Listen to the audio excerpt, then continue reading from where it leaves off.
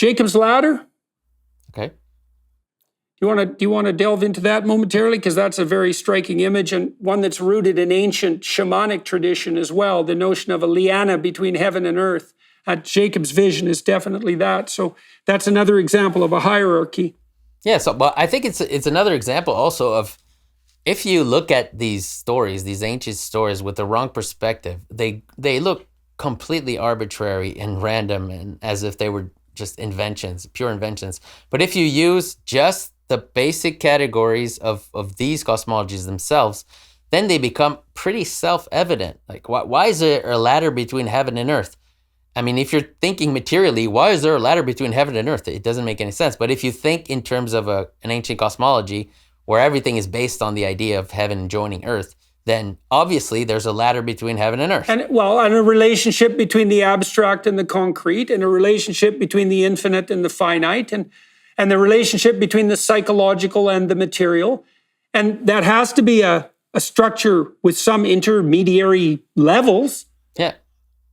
Yeah, exactly that. So you can always look at things with different lenses. And if you look at the stories in the Bible with the lens of the basic patterns of heaven and earth and things like that, then a lot of the questions that seem unsolvable, they become not only unsolvable, but self-evident.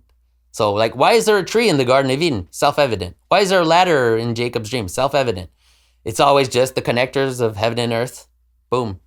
Problem solved. You know what I mean? It all depends on how you look at it. Sometimes you look at something in one way, it seems very complicated. You look at it in another and it's like, oh, okay. Right. Well, and you described earlier, and I think this is worth revisiting. I mean, we're going to revisit the Sam Harris or even the postmodern critique. And so, because it's quite interesting that Sam and the postmodernists do the same thing, which is, how do you know you're not just imposing your arbitrary interpretation on a set of stories? And then how do you know that your arbitrary interpretation just doesn't serve your need and motive for the expression of power? And those are good questions. But you can't rush right to the answer that all interpretation is nothing but the self-serving imposition of power, and it's all arbitrary except at the behest of your whim. Jesus, that's definitely throwing out the baby with the bathwater, and it's a very simplistic interpretation. You could say the same about science, too. I mean, anyone who claims to have a theory about reality, you could say, how do you know it's not just in your head? I mean, you could say that about anything. The answer is the same. How do you know? You experiment and you prove that your ideas and your theories are explain the phenomenon. It's the same thing in a story. If you say this is all about a certain pattern, that's like your theory.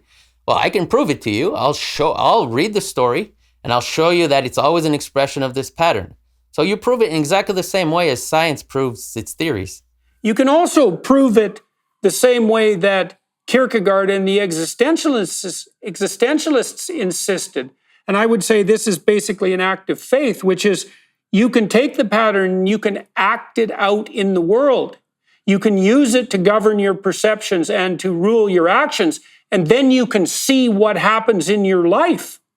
And I think a lot of the injunction in the Bible in relationship to faith isn't the command to accept a certain description of reality at the propositional level, but to act in accordance with this divine cosmology, and then to see the manifestation of that. That's the fruits, right, by which the tree is known, to see the manifestation of that decision to act and perceive in that manner in the world.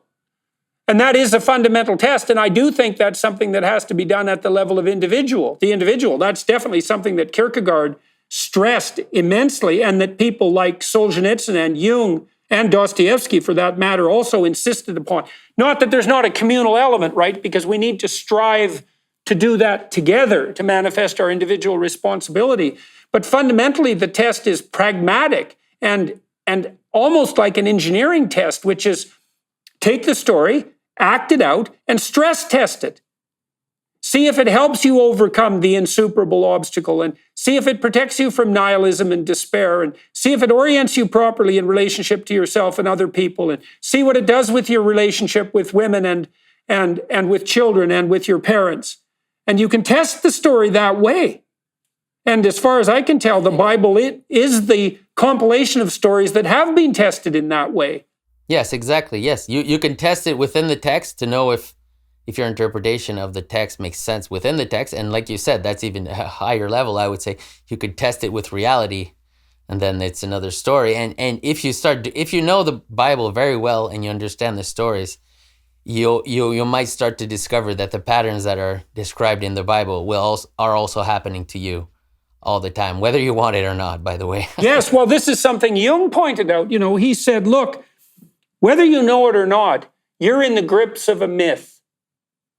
And he meant a story. And you better figure out what the myth is, because it might not have the ending you want. And I read that and I was quite convinced by that, because I'd started to understand, that was years ago, decades ago, I'd started to understand that the reason that we're attracted to stories is because a story is a description of the pattern through which we view the world and the pattern that we enact in the world.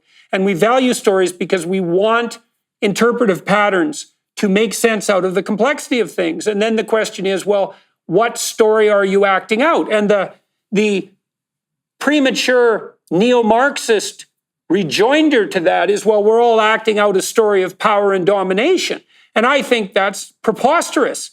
We act out a story of power and domination when the proper story is corrupted and demented. So if your relationship with your wife is governed by power and authority, then you have a pretty appalling marriage.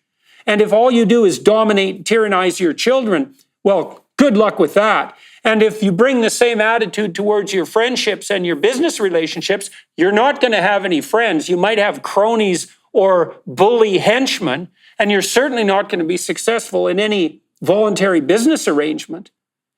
So there's a different ethic that governs our perception and our actions. And it is oriented towards this higher spiritual realm that you laid out conceptually, and that's detailed out as a characterization of the spirit that we should mimic in the biblical corpus.